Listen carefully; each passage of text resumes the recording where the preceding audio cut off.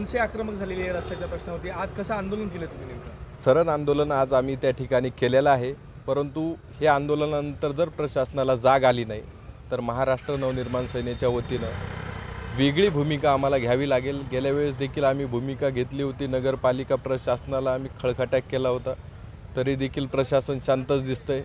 सामान्य लोकांची हेळसांड कुठपर्यंत आणि कवर. आमदार साहेबांना आमची विनंती आहे तुमच्या माध्यमातून की त्यांनी देखील ह्या रखडलेल्या विषयामध्ये लक्ष घालून हा विषय मार्गी लावायला पाहिजे.